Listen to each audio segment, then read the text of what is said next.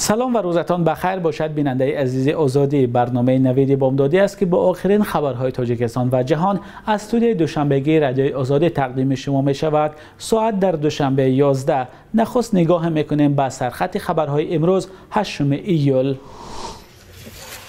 فوت باز 2 نفر دیگر از کووید 19 در تاجیکستان. گریزه های افغان به ولایت بدخشان تاجیکستان پناه آوردند و وعده وزیر کارهای خارجه روسیه برای کمک به تاجیکستان.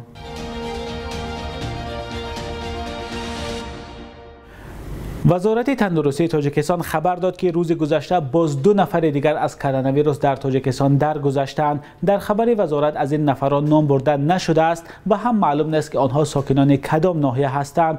مقامات میگویند با این تعداد قربانیان کووید 19 در تاجیکستان به 97 نفر رسید. برخی ها به این آمار وزارت شبهه دارند و تعداد واقعی فوتیدگان از کرونا ویروس را بیشتر از آمار وزارت میدانند. مقامات گفتند تا روز 7 ایول در کشور 13690 نفر به کرونا ویروس سرایت یافته، 97% آنها شفا یافتند. این آمار وزارت هم شبهه و گمانهای را به میان آورده است. مقامات تاجیک از آغاز ماه ینور تا 21 ایون از نمودن گرفتاری به کووید 19 خبر میدادند، هرچند چندین نفر در شبکه‌های اجتماعی نوشتند نتیجه تستشان مثبت برآمده است.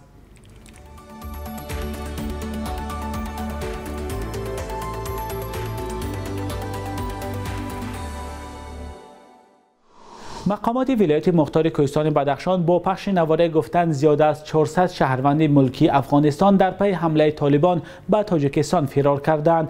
در نوار دیده می شود که پناهندگان در منطقه مرزی هستند و با ماشین ها سوار کرده می شوند. دفتر مطبوعات حکومت بدخشان می گوید در میان پناهندگان زنان و کودکان و پیران سالان هم هستند. به گفته مقامات تاجیک فراریان دوام 3 روز در محله تیم شهر خاروق بودند و بعداً به جای بی خطر کوچانده شدند. مقامات به خاطر بی‌خطری جای آنها را نگفتند. در ماه‌های اخیر گروه طالبان در منطقه‌های مرزی تاجیکستان فعال شده است و بیش از 90% ناحیه‌های هم‌مرز با تاجیکستان را تصرف کرده است. بجز از پناهندگان حدود 2000 سرباز افغان هم در پی حمله طالبان به تاجیکستان فرار کرده بودند. آنها را 2 روز پیش با هواپیما به کشورشان بردند.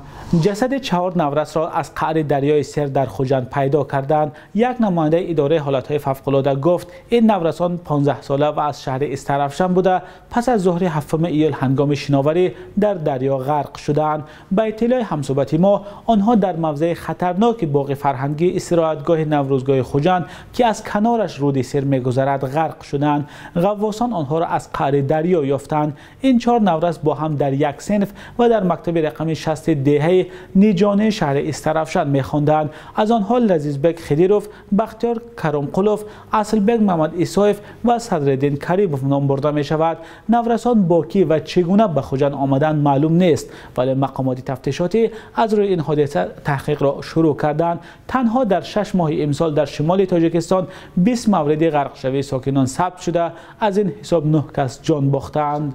در شهر هرات افغانستان به زندانیان هنر می‌آموزند تا بعد آزاد شدن دوباره دست به جنایت نزنند. محبوسان میگویند از حساب کار در زندان به نزدیکانشان هم مبلغ می‌فرستند. همکارم عبدالله اشرف در این باره گزارش آماده کرده است که آن را همراه می‌بینیم. این زندانیان افغان هنر می‌آموزند تا آینده خوبتری داشته باشند. در این زندان در شهر هرات 2500 محبوس حکم ادا می‌کنند. در این مرکزی هنر آموزی 60 نفر قالبافی، چرمگری و هنرهای دیگر یاد میگیرند. با این مدت 2 سال و 4 ماه میشه که ما با بلاک صنعتی کار میکنیم. همینجا خرج زن بچه خدا واس همینجا پیدا میکنیم. 15 سال هست و تقریبا 8 سال تیر شده، 7 سال دیگه بمونده. ما فعلا تقریبا حدود 3 سال میشه به صنعتی مشغول می کار صنایع همین کیفای دستی زنانه همینا تولید میکنیم. بسیاری از زندانیان برای غارتگری و قاچاق مواد مخدر جزا گرفتند. مقامات زندان امیدوارند که هنر به محبوسان امکان میدهد بعد رهایی به راه راست روند و روزیشان را یابند. اینا عرف‌آموزی میکنن و شغل یاد میگیرن و هدف این است که اینا افراد مفید و صالح اینجا تجدید تربیت بشن و به جامعه افراد صالح پس تقدیم بشن. شعبان 28 ساله برای غارتگری مسلحانه به 16 سال زندان محکوم شده است. او قالیبافی با تجربه شد و به زندانیان دیگر نیز هنر می آموزد. همینجا شاگرد تربیت میکنم که بخیر بیرون آزاد شدن دیگه، دنبال خلاف نره، بره دنبال یک لقمه نان حلال، دنبال آزادی دیگه. اینجا محبس دیگه نیاید، هر کس اینجا آزاد میشه آرزو میکنم دیگه کس به محبس برنگرده. محبس جای خوبی نیست. ترک مرکز پس از 8 ساعتی کار و هنر آموزی و بازگشت به اتاقهای زندان، مقامات میگویند نیت دارند که زندانیانی بیشتر را هنر یاد دهند تا آنها به زندگی در پشت این دیوارها آماده شوند. افراد نامعلوم پرزیدنت گایتی ژوونل موئز را در منزل زیستش پراندند. سروزیر پیشین گایتی کلود جوزف خبر داد که در نتیجه این حمله بانوی رقم 1 آن کشور هم مجروح شده بعداً فوت دیده است. به گفته جوزف در حال حاضر وظیفه پرزیدنت گایتی را موقتا او انجام می‌دهد. کلود جوزف روز دوشنبه از مقامش برکنار و به جای او اریل انری رئیس حکومت آن کشور تعیین شده بود. خود انری وضع را تا حال شرح نداده است. گایتی یک از فقیرترین دولت‌های جهان است و حکومت آن کشور را برای جاری کردن نتوانستن ترتیبات در کوچه‌ها که از سوی گروه‌های مسلح اداره می‌شوند تنقید می‌کنند. موئز 53 ساله در نتیجه انتخابات پرزیدنت گایتی اعلام گشت که دور اولی آن سال 2015 و دور دومش سال 2016 برگزار گشت. روسیه میگوید آماده است در صورت نیاز برای امنیت متحدان خود در سازمان پیمان امنیت دسته‌جمعی از پایگاه نظامی خود در تاجیکستان استفاده کند. این مطلب را سرگئی لاوروف وزیر کارهای خارجه روسیه روز 7 ایول هنگام نشست مطبوعاتی در پایتخت لاوس بیان داشت. با گزارش خبرگزاری روسی اینترفکس، سرگئی لاوروف در این نشست خبری از احتمال بدتر شدن وضع در افغانستان در پی خروج نیروهای آمریکایی و پیشروی طالبان در مناطق گوناگون آن کشور هشدار داده است. وزیر کارهای خارجه روسیه از جمله گفته است: ما از نزدیک آنچه را که در افغانستان می‌گذرد زیر نظر داریم. وضعیتی که احتمال بدتر شدن با سرعت آن در پی خروج سراسیمه‌وار نیروهای آمریکایی و ناتو وجود دارد. به نوشته اینترفکس، سرگئی لاوروف در ادامه گفته است: ما هر کاری بتوانیم انجام می‌دهیم، از جمله استفاده از پایگاه نظامی خود در مرز تاجیکستان با افغانستان تا مانع هر گونه انگیزه حمله علیه متحدان خود شویم.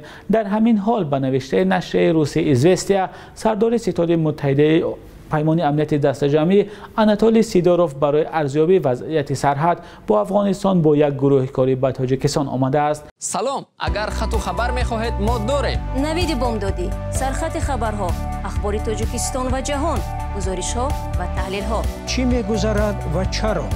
دانستن فهمیدن است. ضمیمه یا اپ ما را بگیرید.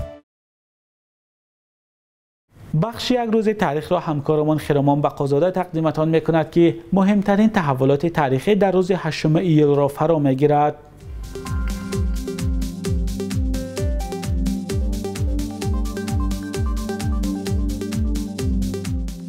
8 ایول سال 2019 مقامات مرگ 14 زندانی در راه از خوجند و دوشنبه را زهرآلودشوی از نان نامیدند. برخی خویشاوندان محبوسان به خلاصه‌های مقامات شبهه دارند. قضیه‌ای که چند ماه بعد آشوب‌های پرخشونت زندان‌های خوجند و وحدت رخ داد و وجود مشکلات جدی در نظام زندان‌های تاجیکستان اشاره کرد. 8 ایول سال 2014 مرکز آب و هواشناسی تاجیکستان بر پایه تحقیقات گفت از سال 2004 تا 2014 گرمایش اقلیم باعث آب شدن نزدیک 1000 پیریخ در قلمرو این کشور شده است. این حالت باعث کم‌آبی و آفت‌های بیشتری طبیعی شده برای اقتصاد تاجیکستان زیان‌آور نامیده شد.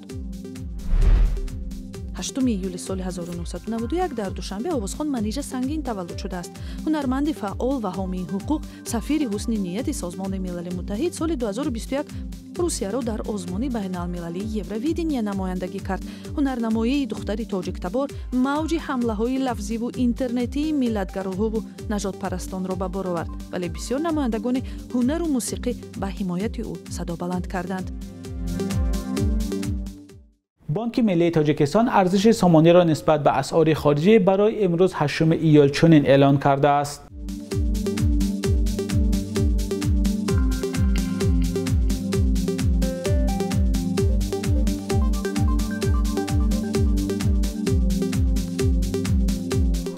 بیننده عزیز، برنامه نوید بامدادی بود که با آخرین خبرهای تاجیکستان و جهان تقدیم شما شد. برنامه بعدی ما ساعت 13 به وقت دوشنبه و 11 به وقت مسکو پیشنهاد شما می شود.